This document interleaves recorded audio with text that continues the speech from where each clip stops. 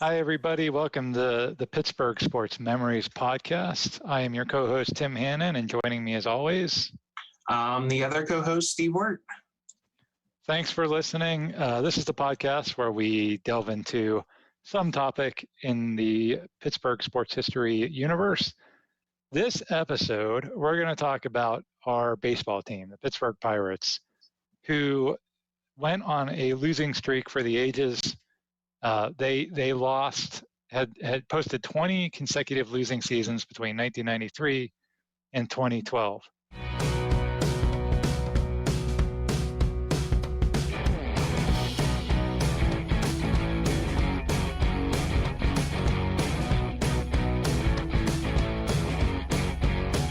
That is a North American sports record. So if you look at the list, it's the Pirates had 20 losing seasons. Second on the list was the Philadelphia Phillies of the 30s and 40s that were ravaged by World War II and losing a bunch of their roster. They lost 16 seasons in a row. Then the Vancouver Canucks of the NHL, the Sacramento Kings of the NBA lost 15 years in a row, and the Tampa Bay Buccaneers of the NFL had 14 consecutive losing seasons in the 80s and 90s. So the Pirates set a record that may never be broken. And in this episode, we're going to kind of run through those 20 years, kind of look at the lowlights, what happened, what fell apart, and just kind of relive just 20 years of our baseball team just absolutely sucking. So exciting stuff, right? Yeah. So what happened, right? I mean, you can point to a lot of reasons, and we're not really going to go into the reasons why this happened. Certainly, there's two real easy and obvious ones. One is, market disparity in baseball is pretty bad. It's the only North American major pro sport without a salary cap. And the Pirates had a lot of success in the early 90s, won 3 straight division titles, and then started losing their core players. They lost Bobby Bonilla and Barry Bonds and Doug Drabek and all kinds of other guys, and they couldn't really afford to compete.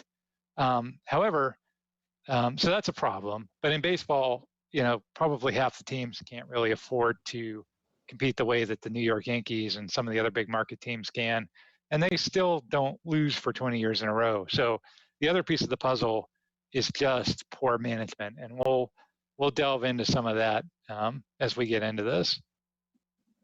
Steve, any memories of those 2 decades for you? Yeah, really bad baseball. Just like it's like you would think you would at least break 500 once. Like you can break 500 and not make, especially back then. Like they still only had the 2 teams made the playoffs, right? Or the league championship series. So you could win, 82 games and at least, have a non-losing season and not make the playoffs. And they couldn't even pull off that. They were really, really bad for a really long time. And I don't know. It's just baseball, I guess, lends itself to that. I mean, but like we said, there were other teams, like the Cubs didn't do anything during those 20 years either, but they never had that many losing seasons in a row. Right. Yeah. I mean, like you said, it's impressive. You would think that there would be at least one, instance of putting together some kind of run of just getting over 500. So it takes a lot of really consistent set of bad decision makings to make it that long. And to give you an idea how long that was, Bryce Harper, when that streak started, Bryce Harper was not alive. He had not been born yet. When that streak ended, Bryce Harper had already been named to multiple all-star teams in the major leagues. So we're talking generations. Kids being born during the streak and being in college by the time that they saw the Pirates, even break 500. So pretty miserable. Yeah, I mean, they would always be pretty much like there was always like the April, May, like if the Penguins were kind of finishing up, you had the Pirates, and the Pirates would be kind of relevant like in May and June. And those Steelers normally start end of July. So the Pirates would normally kind of be out of it after the All-Star break. So it'd only be like a week or two off of sports, and then the Steelers stuff would kick up as far as the what would they call the Pittsburgh sports landscape and seasons, how they overlap. But I mean, that's how bad the Pirates, they were just totally irrelevant. I remember going to games in September, and I mean, people were there just to, and that's fine. You can go there and just to get a beer and a hot dog and, kind of hang out with your friends, not really there to see the baseball, which is, kind of sad. Yeah. Yep. And that's kind of what it became, unfortunately. So the streak, so again, 1992, they lose Game 7 of the NLCS to the Braves on the Francisco Cabrera hit. We will do a episode about that at some point. I have to get through I think about 4 more therapy sessions, and then I'll probably be able to talk about it at that point. So in 1993, they've lost again some of their core pieces. They still won 75 games in 93, which is under 500, but that's close to 500. So, okay, they're worse. That's what people expected, but maybe things aren't going to get that bad. And then after that, things really start going downhill. 1994 is a miserable season. That year, they become only the 3rd team ever to hit into 7 double plays in the same game. That's on June 16th against the Cardinals. That same year, they host the All-Star game. That's kind of a highlight. They actually hosted 2 All-Star games, 94 and 2006, during this streak. That 94 All-Star game was a highlight for me. I went to the Home Run Derby that year, and I got to see Ken Griffey Jr. and Frank Thomas. This was before the days of interleague play, so you never got to see those guys come play at your ballpark, and that was really cool. So that was cool, but the team stinks. And then, of course, that's also the year that they have the strike and the World Series gets canceled. They go into the 95 season on April 20th of 1995, and this starts a string of just terrible personnel decisions. They released Tim Wakefield. Tim Wakefield was a knuckleball pitcher who got red hot during that 1992 pennant run. He went 10-1 in the late season and postseason. And I believe he won both games in the NLCS that year. And there was a lot of people that think that Leland should have put him in the bottom of the 9th instead of Stan Belinda. He became the opening day starter in 1993, but then he did struggle a lot after that. He had elbow surgery. He actually got demoted to the minors at one point, and the Pirates just said, you know what? Yeah, he had his little flash. He was a flash in the pan, and he's not going to be any good anymore. So they released him. And a few days later, he signs with the Boston Red Sox and promptly wins 200 games for them over the next 17 seasons. And, to give you an idea, in the history of the Boston Red Sox, which is a pretty storied history, here are your top 3 winningest pitchers in the history of the Boston Red Sox: Cy Young, Roger Clemens, Tim Wakefield. Wow, I didn't realize Tim Wakefield had won that many games. Yeah. Yeah. But he had given up like a home run, I think, to the Yankees, didn't he? In one of their playoff series loss. He did. They turned a corner there and finally won. He did. I mean, he had good moments and bad moments, but he still was, 17 seasons of being a pretty, consistent pitcher for them. And it was a guy that we gave up on. And again, you could make the argument, well, he was hurt and he wasn't that good. But as we'll see as we go through this, it's going to become a pattern. On May 8th of 1995, Sports Illustrated published an article. The name of the article was "Anybody Home?" And the article was about how fans were angry because of the strike and the World Series being canceled the year before, and how they were staying away from ballparks. And the picture they use is a big double-page spread of Three Rivers Stadium during a live game looking just completely empty. We'll post a link to that on our website. The average attendance at the Pirate home games in 1995 was 12,500 people, which is hard to believe. I mean, 12,000 people per game is peanuts. And this is only 3 years removed from them being a 3-time consecutive division winner. So already people are starting to get apathetic towards the baseball team. That summer. Yeah, and what Three Rivers held like 40 or 50,000, so it's not even half full. Yep, exactly. Yeah, and I think it was with tarps. They had the tarps out. They would put the tarps up too. Right. Even when they covered the seats, you still could fit a lot more than 12,000 people in that stadium. July of that year, there's a really scary moment. Two of the outfielders, Dave Clark and Jacob Brumfeld, are trying to catch a fly ball, and they collide into each other. Brumfeld, his face is covered in blood. He needs 15 stitches. Clark, meanwhile, lays motionless on the Three Rivers turf for about 10 minutes. He ends up with a broken collarbone. Both players are taken by ambulance to Allegheny General Hospital. They end up being mostly okay, but it's a really scary moment, and just, again, sort of emblematic of where the team is and where they're headed. In 1996, the team finishes in last place, and this is 96 was kind of the last bastion of the early 90s, because after that season, they trade away kind of their last remaining pieces. They trade away Jay Bell and Jeff King and Orlando Merced. And then Jim Leland, who has earlier said he's going to honor the rest of his contract, which I believe runs like 4 more years, he kind of reverses course. He finally has enough and he quits. He just feels like the team's not going to win anytime soon. He's not getting any younger. Cigarette prices are going up in Pittsburgh. Who knows what all of his reasons are.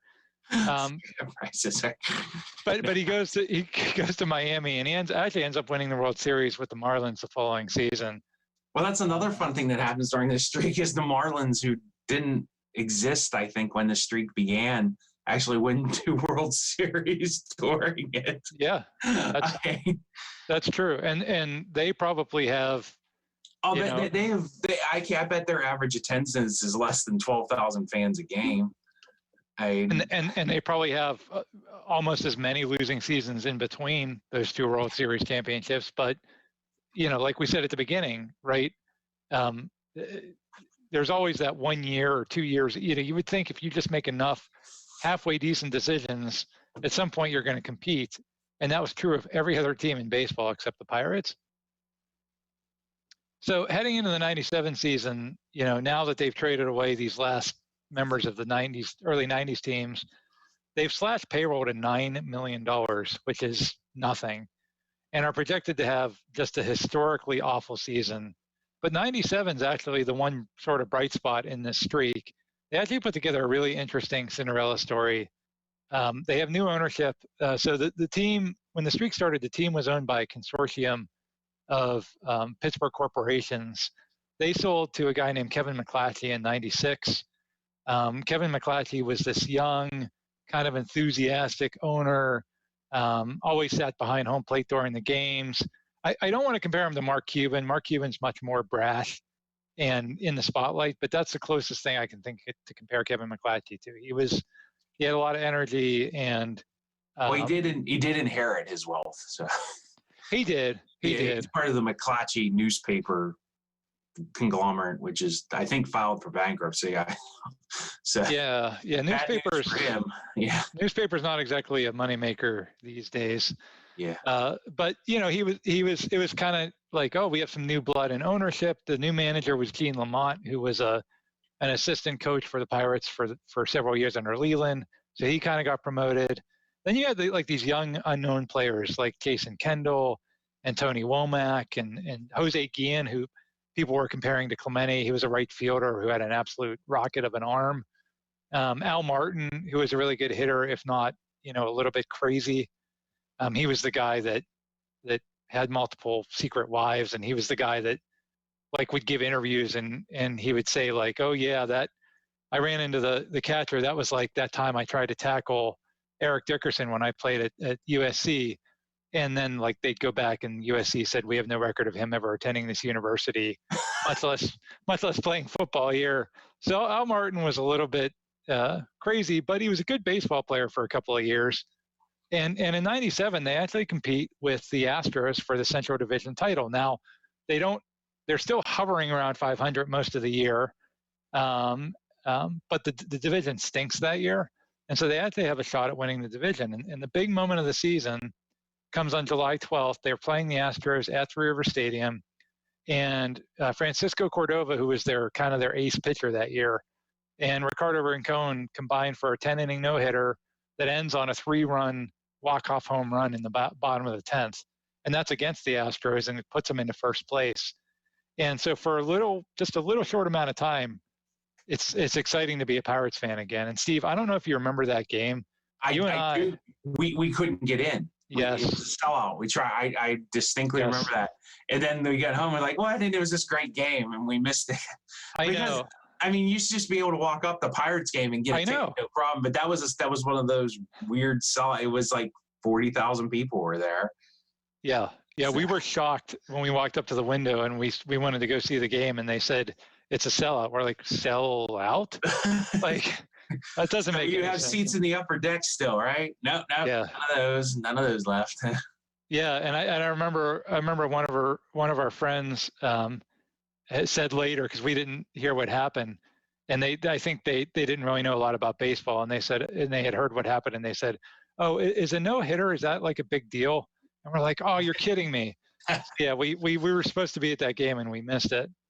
So yeah, people were excited in this town for a little while. They ultimately finished under 500 and 5 games behind the Astros, but it kind of seemed like, oh, okay, maybe this is a new generation of players and ownership, and maybe there's a future here. And then it all falls apart just as quickly as it started.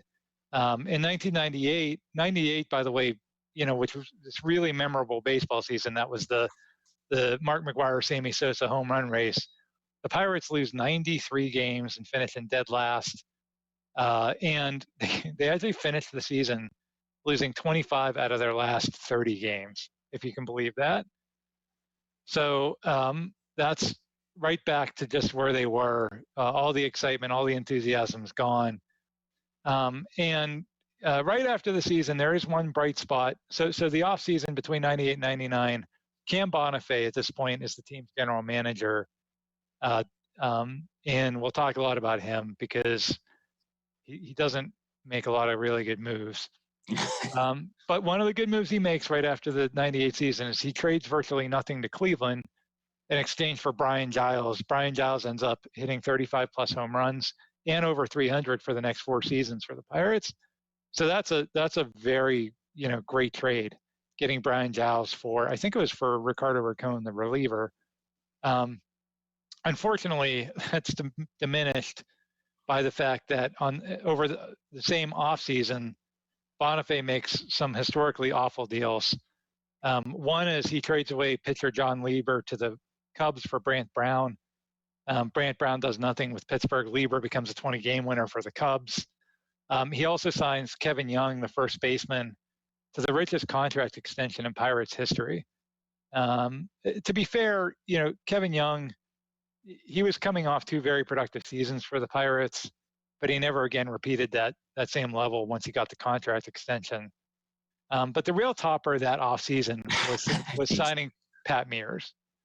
Pat Mears was a 30-year-old shortstop who was a pretty good fielder, kind of an average hitter, had played most of his career for the Minnesota Twins. And by this point in his career, 30 years old, teams thought he was on the downside. And the only team willing to offer him a contract was the Pirates, who gave him a 1-year deal on the cheap. Now, that made sense, right? I mean, he's a guy that one of our previous episodes, we talked about how getting a shortstop, when the Pirates signed Jay Bell, getting a shortstop to kind of solidify the infield was a big deal. And you're looking at a guy, he's 30, he might still have some good years left. Give him 1-year deal, see what happens, right? Makes sense. Well, in spring training of that year, Mears injures his hand, so it gets off to a rocky start right away. But again, 1-year deal, right? Well, at the end of April, Mears is activated off the disabled list, and Bonifay inexplicably signs him to a 4-year, $15 million extension. So the guy's played for you for 15 minutes.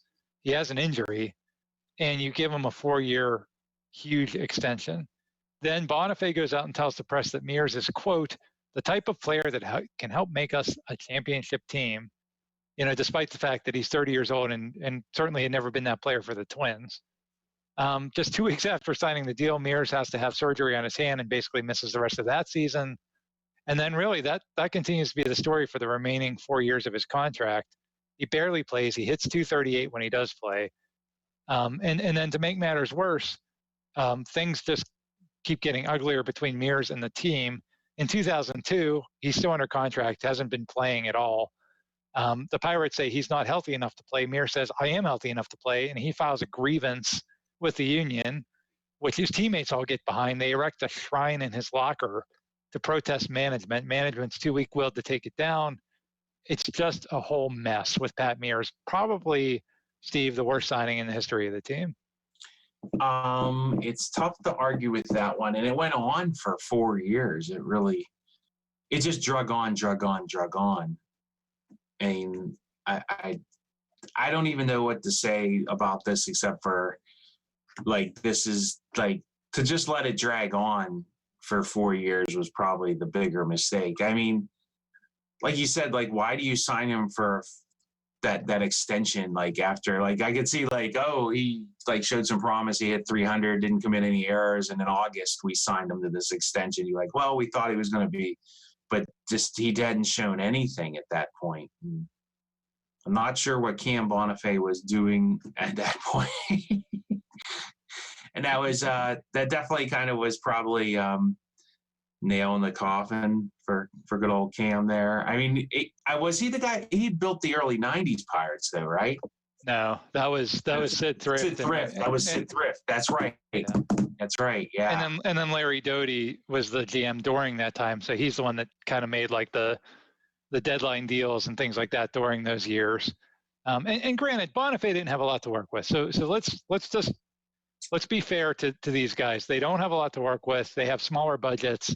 But like you said, Steve, if Mears is playing lights out in August, okay, fine, we can forgive a 4-year extension. But why in April, when he just came off the DL, would you sign him to a long-term deal when he's 30?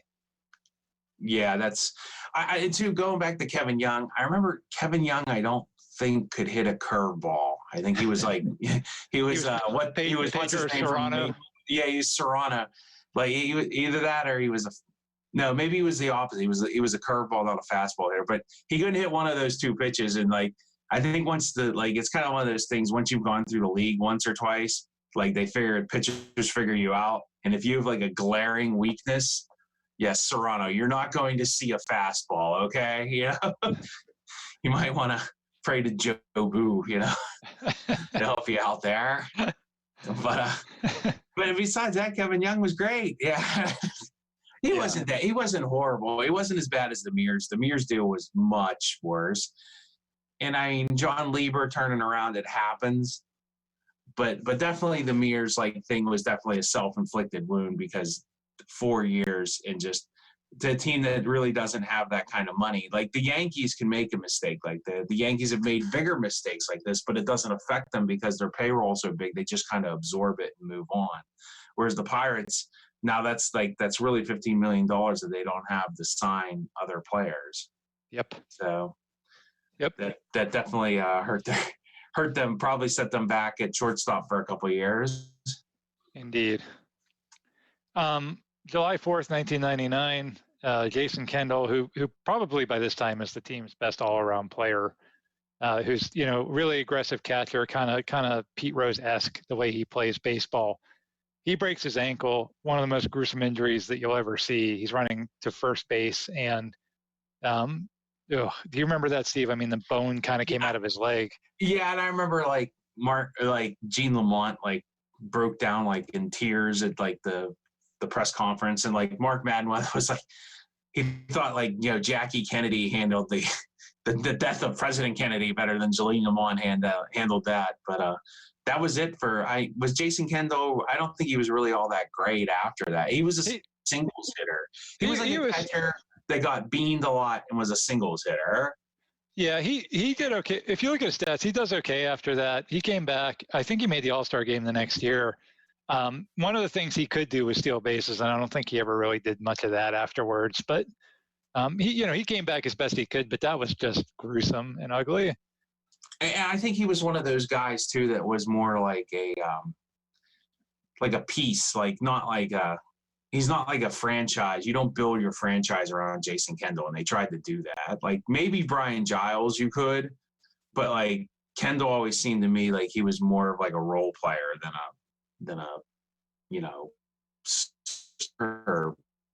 even star that was going to carry your team, but still a good player, you know. And that was a bad injury, and kudos to him for coming back. Yeah, I agree with you. He was not a franchise centerpiece, but definitely a good player. In 2001, the Pirates opened PNC Park. If you go back and listen to our most reviled Pittsburghers episode, we talked about the whole mess in getting the new stadiums and the deal with the politicians and the ugliness there. But I mean, at the end of all of that, the Pirates really came out as the winner because they got this beautiful ballpark that a lot of people were calling the nicest baseball stadium in the country, right there on the shore of the Allegheny River. There's a lot of excitement. People are coming out to the new ballpark. Just everything, is really favoring the Pirates. And how do they respond? By losing 100 games in the opening season of PNC Park. But, good news for the fans was that they raised ticket prices for the next season. So they got to pay Pat Mears. Pat Mears needed that money. Exactly. There's also a game that season, June 26th. They're playing against the Brewers. Kendall is running to first base, and he's called out on a close play. And Lloyd McClendon, at this point, is the manager. Lloyd McClendon was a role player on those early 90s teams. He's now the team's manager. He goes out and starts to argue with the umpire, which, happens all the time in baseball. And McClendon loses the argument, which managers often lose those arguments with umpires. McClendon pulls first base up out of the ground and walks away with it. So that was kind of a funny, memorable moment that year, seeing Lloyd McClendon walk off the field with first base tucked under his arm. Yeah, Lloyd. He was fiery. He was fiery. He was another manager. Yeah, he was another guy like Leland. He was like a Jim Leland kind of, I don't know, like mentor, mentee, whatever. Yeah, disciple. Protege.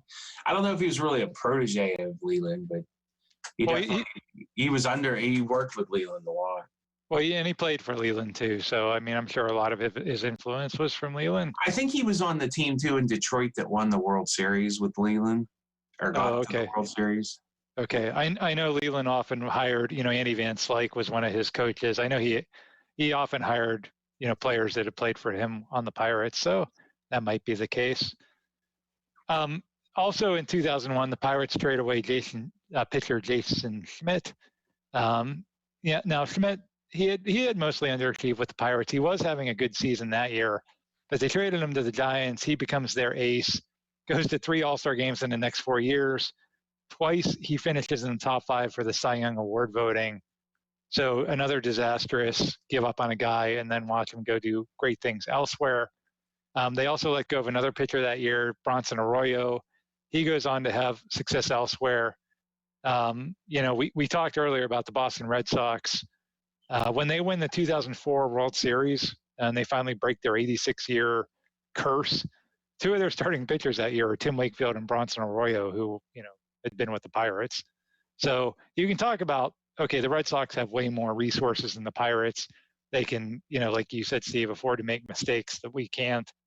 But like you just handed them 2 of their starting pitchers for nothing because you cut them. So that's kind of. I think as we move into this next section too, you're going to see and I remember thinking that I looked down at some of our notes, but I remember starting to think at least they're still producing talent. You'll see that not to go on with the next point because I'll make my point then because you'll see the talent totally dries up. And I think that was the scariest part of the next part of this losing streak is for 4 or 5 years ago, this team, this organization had nothing. They really, yes. The cupboard was literally bare. Yes. Yeah. So what happens next? Cam Bonifay is fired late in the 2001 season, and he's replaced by David Littlefield, who manages to somehow be even worse than Bonifay. And my comparison, if you remember a few years ago, the Cleveland Browns went 1-15, and everybody said, "Oh, what a horrible season, 1-15. They couldn't possibly do any worse than that." And then the next year they went 0-16. So to me, Cam Bonifay was 1-15. Dave Littlefield was 0-16. Littlefield's first draft because the Pirates had lost 100 games, like we said. His first draft, the Pirates owned the number 1 overall pick. So he's already starting in a pretty good spot, right? Let's stop and talk about the draft for a minute, because the baseball draft doesn't get the fanfare that like a football draft gets, but it's pretty important to building a team, especially for a franchise like the Pirates that can't afford big name free agents.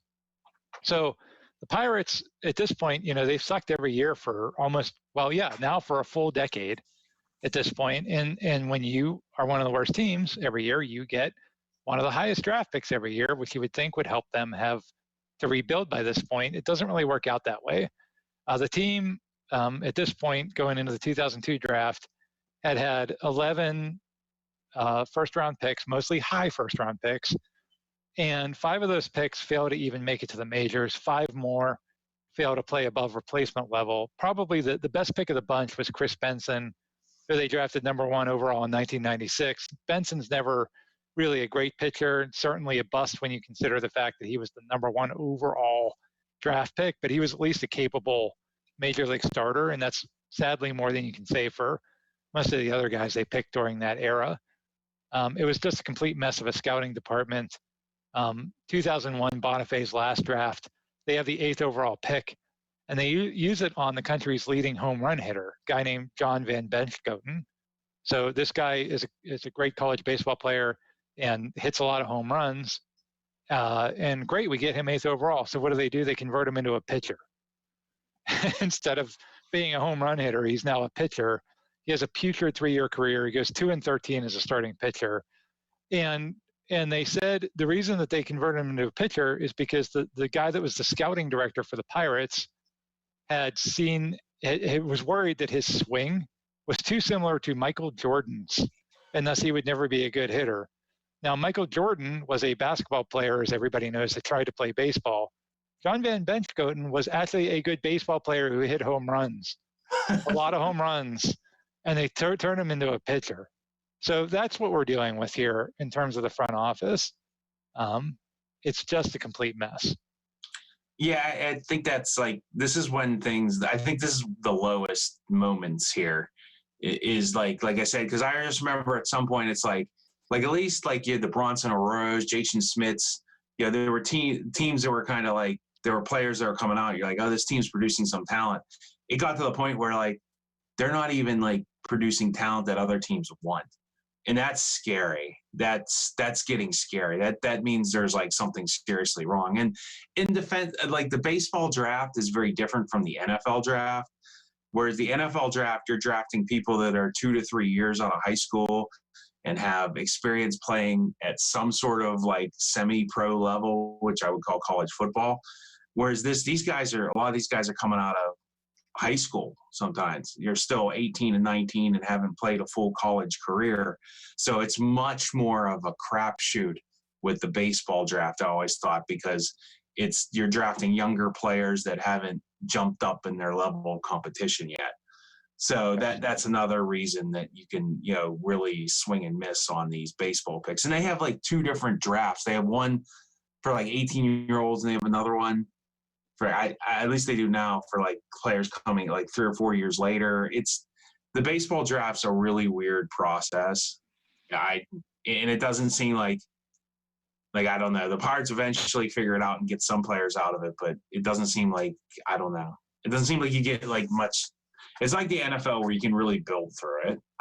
And the only reason I can come up with this is because the players are so young and immature. It is just so much. It's just so much harder to project what an 18-year-old's going to do than maybe a person that's played some college and stuff and is 22, 23, a little easier. Yeah, that's fair. I mean, I'll say this about everything we're talking about. Missing on a draft pick or 2 is totally understandable in baseball because of what you said. Letting go of a player that didn't do anything for you and they happen to have success elsewhere, that happens. It's just the shocking consistency of those 2 things happening over and over and over again for 20 years. That really just sets the Pirates to another level. How do you miss on so many draft picks? How do you let go of so many guys that could have served you well and watch him go on to other teams. It's just amazing how many times it happens repeatedly. So back to the 2002 draft. Again, David Littlefield's first draft as GM. So the Pirates on the number 1 pick. On the board are future Major League stars Zach Greinke, Prince Fielder, Cole Hamels. Also Any on one the of those board, people, you probably wouldn't have went wrong with. Yeah. yeah, and also on the board is B.J. Upton, who everybody's saying is the surefire number 1 pick. Instead, the Pirates select a pitcher named Brian Bullington, and and people aren't very, it's a little curious of a pick. And so Littlefield goes out and does an interview and says, we feel comfortable projecting him as a number 3 starter. A number 3 starter for the number 1 overall pick in the draft. So you seriously drafted a guy that you projected as a number 3 starter. I mean, everybody right off the bat, Littlefield inspires zero confidence with that statement. Bullington fails to even live up to those paltry standards. Starter. He pitched a grand total of 18, wait for it, innings. 18 innings of baseball. 2 games of baseball. 2 whole games of baseball for the Pirates after being the number 1 overall pick in the entire draft. So I wonder if too, like the money thing came in. They didn't want to. I bet all those guys were expensive, and they probably didn't want to pay. Yeah. So we'll talk more about that coming up, because that absolutely factors into decision making and into the draft. And too, I don't think, like, if Scott Boras, if people don't know, he's like a super agent who always seems to get like tons of money. You got Garrett Cole, that big contract. I think the Pirates, like, anytime anybody was linked up with him, they would just like, nope, not even dealing with them, not even gonna deal with them. Right. So. Right. That definitely is playing a role in this. Whether it's at this point or with future ownership. Well, let's talk about that. In 2002, the Nutting family becomes part owner of the team, and Bob Nutting is named chairman of the board. Now, officially, McClatchy still owns the team, but at some point between 2002 and 2007, Nutting becomes the plurality owner. And then in 2007, McClatchy kind of formally steps down as the team CEO. So there's this handoff. It's not clear. The Pirates are a private entity, and so it's not really clear who's calling the shots at this point. But I think, Steve, to your point about, trying to run things on the cheap, definitely when the Nuttings come into the picture and when Bob Nutting is the chairman of the board, and then ultimately the formal owner of the team, decisions are definitely start to be made that are, geared in that direction. There seems to be more of a story there over fight. Like, how did they push McClatchy out and why? And I've never seen anything written about that, about the change. Just like you said, it just kind of like secretly just kind of happened. And I guess the Pirates are so bad, nobody cared. I've always wondered that too, because, typically when a new owner comes in, it's a handoff. Okay, this guy's the owner now, and it's a very formal kind of handoff. And it doesn't take like 5 years. Right. Yeah. Right. It just kind of happened gradually. It was odd. I'd love to dig more into that too, Steve, to be honest. I don't know the full story there either. I just know that the Nuttings coming in certainly didn't help anything. 2002 spring training is when Operation Shutdown happens. Again, go back to our most reviled episode. We talk more about that, but just a quick summary. The Pirates had signed a veteran named Derek Bell.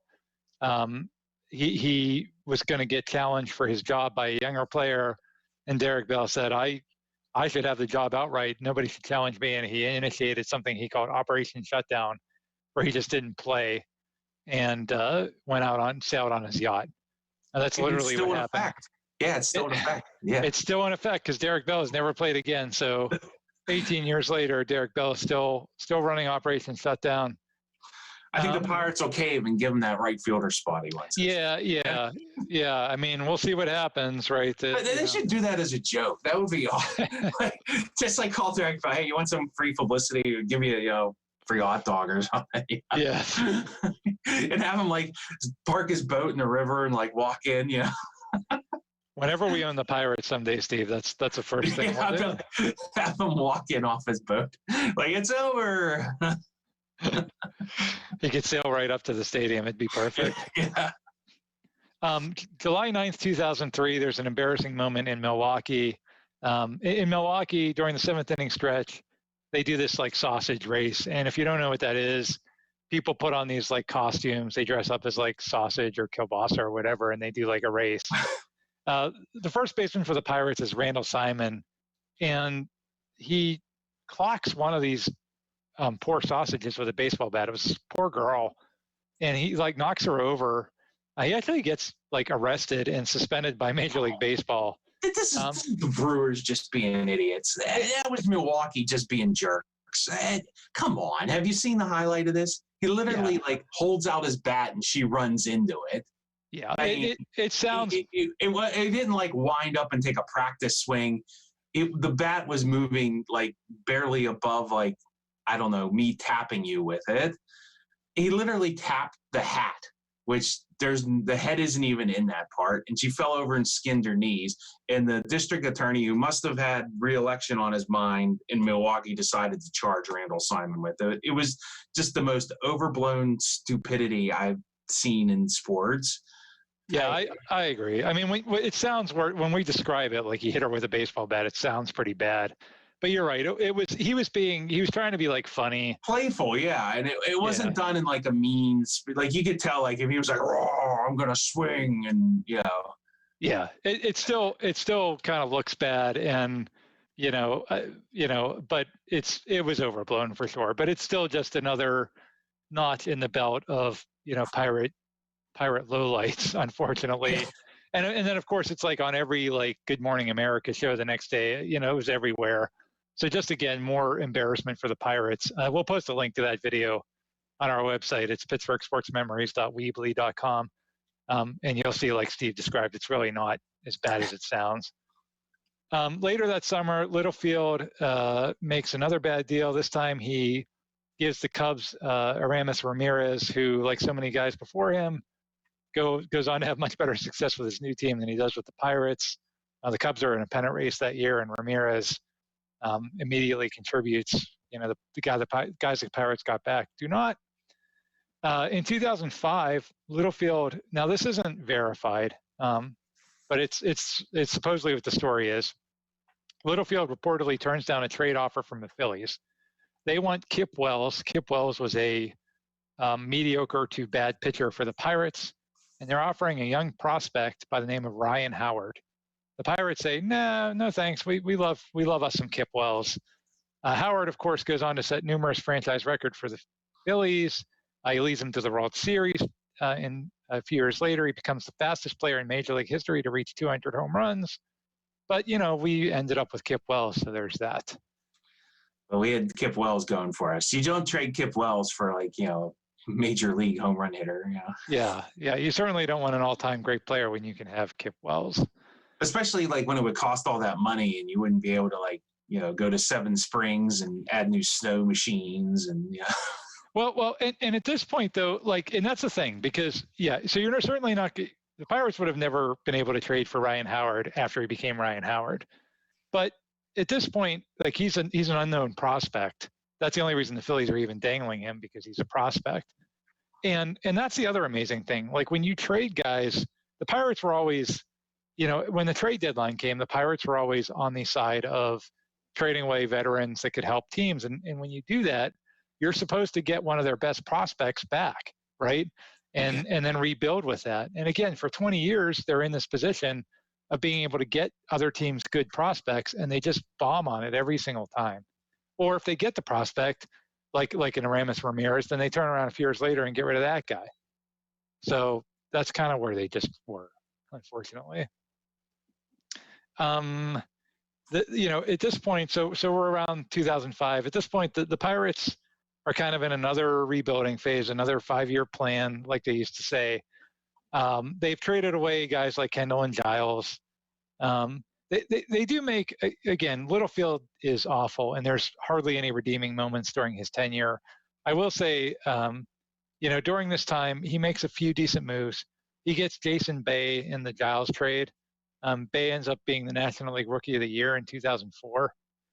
Now, granted, the Pirates actually wanted somebody else in that deal. That was a trade to the Padres, I think. And the Padres said, no, you're going to take Jason Bay. And the Pirates said, okay. But it worked out. It did work out. So, again, trying to be fair to Littlefield. And then he also drafted Neil Walker and Andrew McCutchen during this era. So you can't fault him for that. So, again, want to point out that Littlefield, made a couple of decent moves. In 2006, they compile a 13-game losing streak during which they allow an average of 7 runs per game, which is, a lot of runs per game if you know anything about baseball. They also have the 4th overall pick that year, and they take a pitcher named Brad Lincoln, who never amounts to anything. And if you look at that draft, 2006, if they wanted a pitcher at 4 overall, the pitchers picked right behind Brad Lincoln are Clayton Kershaw, Tim Linekim, and Max Scherzer, who those 3 guys combined for 8 Cy Young awards. And that's so far. So 2 of those guys are still playing. So the Pirates took Brad Lincoln instead of 8 combined Cy Young awards. Again, to be fair, Lincoln was a highly touted prospect. It wasn't like other teams might have not made the same mistake. However, the following year, there are no such excuses. So the 2007 draft, to me, that's kind of a point in history where, things, any hope that you had, any thoughts that you had that the Pirates were actually trying to win, it really evaporated in the 2007 draft. So that year, they again have the number 4 overall pick, and this time, the guy that's fallen to them at number 4 is a can't-miss prospect. It's a catcher named Matt Wieters. Matt Wieters had a very celebrated college career. Steve, you talked about how sometimes these guys are coming out of high school and they're crapshoots. This guy had played college baseball and was well known as a great college baseball player. He was a catcher. He was a guy that could anchor your team literally for years to come. And the Pirates pass on him, and they take a relief pitcher named Daniel Moskos, who, number 1, wasn't even projected to go in the top 10 by anybody. And then number 2, pitches a grand total of 24 innings in his very, very brief Pirates career. Wieters was represented by Scott Boras, who Steve had mentioned earlier is a super agent who tends to get guys a lot of money. And so the Pirates just said, yeah, we're not going to try to negotiate and have to pay this guy. We'll just draft a relief pitcher instead. And drafting a relief pitcher instead of a franchise catcher, probably the closest equivalent I could think to would be like drafting a punter instead of a franchise quarterback if you had the number 4 overall pick in the NFL draft. I mean, to even draft that position was ridiculous, but to pass up a guy that could be a franchise player and was a franchise player for the Baltimore Orioles, who ended up picking Wieters next, there's just no excuse other than we don't care. We want to save money. We're going to run the team on the cheap, and to hell with what the fans think. I mean, how else can you say it? I mean, what other conclusion can you draw from that draft? Yeah, it's that was definitely them avoiding Scott Boras and that thing. And I don't know what Wieters did. Did he? Do you say he went to Baltimore and did okay? Or I don't. He made 4 All-Star games. He played over a decade for the Orioles. He was a very good player. I remember he was on the cover of Sports Illustrated at one point, and I forget what the title was, but it was something like the new prototype for a catcher. I mean, catcher is an important position in baseball, right? It's that guy that kind of, he calls all the pitches. It's a little bit, I don't want to compare it to a quarterback in football. I don't know what the apt comparison is, but it's an important position. And if you can get a franchise catcher at the number 4 pick, it's just a no-brainer. And they just didn't do it only because of who the guy's agent was. And that's a terrible way to run a sports team. And it just kicks all your fans right in the gut. But they definitely weren't, like, it definitely was money. Money definitely was the motivating factor at this point in not paying people. Absolutely. So Littlefield catches a lot of flack for that in 2007. And the Pirates continue to suck in 2007. and everybody's really down on management, on the ownership, on Bob Nutting. Littlefield makes a really curious decision at the trade deadline that year. It's almost like he wants to prove everybody wrong, and he makes this just really, really bewildering trade. So at the 2007 trade deadline, the Pirates, who are way out of the playoff hunt, I mean, they're bad again. They trade young players to the Giants for a pitcher, Matt Morris, who was 7-7, wasn't having a great season, and who was on the hook for $10 million through the next year. So they traded for an expensive veteran pitcher. Why? Like, so if you're in the playoff hunt, right? You're competing for a division or a wild card. You know, you would potentially take on a 7-7 pitcher because he's a veteran and you could stick him into your rotation and maybe he helps you. And that's what teams typically do who are in the playoff hunt. But the Pirates weren't. The Pirates were a have-not, and they took on a $10 million salary. So they won't draft Matt Wieters because you have to pay him a lot of money. But then they go out and trade for no reason for a veteran pitcher. Matt Morris makes 11 starts for the Pirates. He goes 3-4 with a 6.10 ERA, which is bad. Yeah. And then he didn't get any better the next year. He started off the season the next year 0-4 before they cut him. They just cut him at that point. So they, for $10 million, they got 3 wins and 8 losses and a 7.04 ERA. And why? Why? Like, it just made no sense whatsoever. It was just seemed like a reaction. Like, oh, you think we don't want to spend money? Here, watch. We'll spend money. Yeah, that's ugly. That's just ugly. And obviously it leads, like you said, that leads to Littlefield finally getting fired that year. Yeah, September of that year, he's mercy fired. Neil Huntington comes in. Neil Huntington at first doesn't do much better. Obviously, he has some success a few years later. One of his first moves is to give up on Jose Bautista in 2008. They trade him to the Blue Jays for a minor league catcher. Bautista, of course, becomes one of the most feared power hitters in baseball. He makes 6 consecutive All-Star games. He has that infamous bat flip in the 2015 playoffs where he hits a home run, he flips the bat. Everybody got mad about that. But this is another one in the Pirates' defense. Like, I think he was on his third. The Pirates were his third team by then. He was actually on his second stint with the Pirates too. Yeah, and he hadn't completely like rounded into shape yet to the Joey Bats that he became. So there were a couple other teams that passed on him too. So again, I go back to that the Jose Bautista thing by itself in a vacuum. What you said makes perfect sense, but then it's like every single move they made fits that description. So at some point when it becomes a pattern, it just turns into, I don't think these guys know what they're doing at all. And Bob Nutting, around that same time, is when Bob Nutting had that famous quote where he called the front office, quote, the single best management team in all of baseball, maybe in all of sports. Wow. Wow. Well. So they continue to lose. 2009, to me, is a real banner year for the Pirates. So in 2009, if you don't remember, here's what's happening around the Pittsburgh sports scene in 2009. In February, the Steelers win Super Bowl 43 on a dramatic last-second touchdown. In March, the Pitt basketball team enters the NCAA tournament as the number 1 seed. In June, the Penguins win the Stanley Cup. In November, Pitt football posts its best record in the past 40 years. Still to this day, their best record in the past 40 years. So that's what's happening in Pittsburgh. A lot of really good, exciting stuff. What do the Pirates do? They lose 99 games. And this is the year that they set the record. They passed the 30s and 40s Phillies for the most consecutive losing seasons in the history of North American pro sports. So kudos to the Pirates.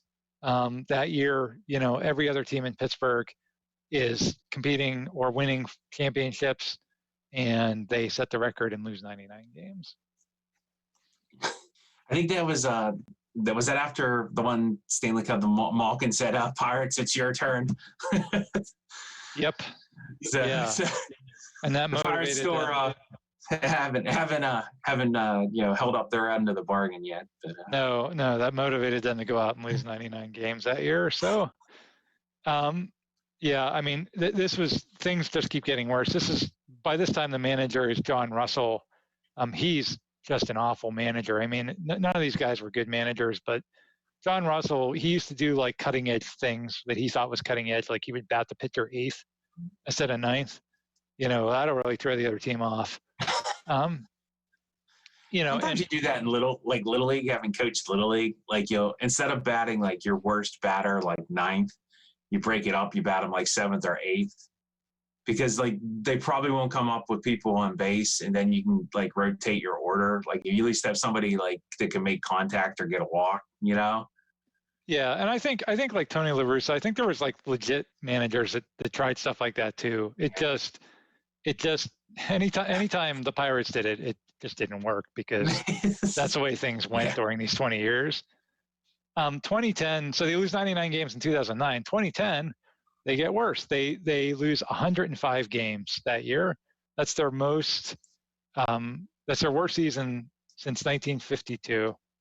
The April 22nd of that season, they lost a home game to the Brewers by the score of 20-0, which remains to this day among the 5 most lopsided shutouts in Major League history, which is hard to believe given how many games have been played since the 1800s through today in Major League Baseball. This is one of the 5 most lopsided. The thing I remember about that game, it was an afternoon game, and I work right across the street from PNC Park, and so when there's an afternoon game, I'll listen to the game on the radio to try to get out before before everybody's leaving the park at the same time, or wait till after, but I'll kind of listen to the game, and I turn it on, and they're talking about the Pirates being down 20-0, and I'm like, well, like 20 runs to nothing. Like it was weird to think that they could actually be losing a game 20-0. And the radio announcer for the Pirates is a guy named Tim Neverett. Tim Neverett sounded a lot like Bob Uecker. Like he had that voice that sounded a lot like Bob Uecker. So another Major League reference. I just remember when the last out, was made, Tim Neverett just sounded like, well, final score, folks, 20-0. And I just pictured Bob Uecker going, post-game show is brought to you by, to hell with it, I can't find it, like he did in Major League. It was just, I thought it was pretty funny. So that was a pretty bad game. That season, early in that season, the Nuttings own a website called piratesreport.com at that time, which is one of those, sort of like team kind of rah-rah websites, fine. They post an article about the Penguins, and the article is titled, "Like Bucks, Penguins still have work to be done." Now, the Penguins had won the Stanley Cup the year before, and they post an article, making comparisons of like the Brian Bullington draft pick. They compare that to the Penguins drafting Marc-Andre Fleury. People it seems like a minor thing, but people really got upset about that. They actually had to pull the article off the website. People just thought the gall of the Nuttings trying to criticize the Penguins, when they stink. Well, especially because they never would have signed Marc-Andre Fleury. If they would have got the number 1 pick, they never would have signed Sidney Crosby or Malkin. Right. And the Penguins had to wait a year to get Malkin out of Russia. Like the Pirates never would have done any of that. And you can see that perfect example. They just passed on if it was going to cost them too much money or they didn't want to pay that player. They just didn't pick them. And this is definitely like outside of Walker and McCutchen, this is definitely the low point in their rock bottom. Like you said, 105 games. Yeah, it's bad. It was bad. Yes. Yeah, John Russell's fired, and that's when things really start to turn around. Clint Hurdle is hired as new manager. The next 2 seasons, they still lose, but they show a lot of promise. Unfortunately, those 2 seasons, 2011, 2012, are marred by just massive collapses. Both of those seasons, they're actually competing. They're definitely, you thought, or at least going to finish over 500. And a lot of people think they're going to be in the playoffs, and they collapsed both times. Also in that 2011 season, they have the game in Atlanta that goes into the 19th inning, And, I don't want to sound like a homer here because I really don't care all that much. It wasn't that important of a game. But it's the worst call in the history of sports that I've ever seen, where Jerry Meals, the umpire, the Braves player is attempting to score, and the catcher just totally blocks the plate and tags him out. And Jerry Meals says he's safe in the bottom of the 19th inning. It just, I don't know how else to say it. It's the worst call I've ever seen. It's not the worst in terms of impact. It wasn't a playoff game. It wasn't, one of those things. But just in sheer, like, how do you miss that? How do you call that safe? But again, just sort of, one of those things emblematic of just the way things were trending for the last 2 decades for the Pirates. It led to again internet meme, like, Jerry Meals says it's safe. People are like, but can I eat like this expired cottage cheese? And it's like, Jerry Meals says it's safe. Yeah. Yes, it did. It ended up being pretty humorous. Because again, most of these things, like the Randall Simon thing and everything else, if you couldn't laugh at it, all you could do is cry. So one of these things you just had to laugh at. And then, finally in 2013, the Pirates did put together a memorable playoff run. They broke the streak. We did do an episode about that, so go back and listen. And so finally 20 years of losing comes to an end. Whether or not we'll see 20 more years of losing in this current era, who knows? Doesn't seem promising anymore. But boy, what else can you say? Just terrible decision after terrible decision. Just people. You can't even say there's bad. Is there really? Besides the Jerry Meals thing, which, like you said, they still had like a month of baseball games after that. I don't know. There's a lot of. It was a lot of bad baseball for a long time, and you get what you pay for sometimes. Indeed. That's probably kind of what happened there. Indeed. Absolutely. So, yeah, again, all you can do is look back and just shake your head and laugh at some of the things and wonder what could have been. Yeah. Well, hopefully here's to another 20 years of losing. Hopefully we won't be doing this episode again in another 20 years. Yeah. Well, everybody, thank you so much for listening. Please check us out on Facebook and Twitter at Pittsburgh Sports Memories. We also have a website, pittsburghsportsmemories.weebly.com. You can find us wherever you find your podcast episodes. Please leave us a review if you felt led to do so. And tune in next time. Thanks, everybody.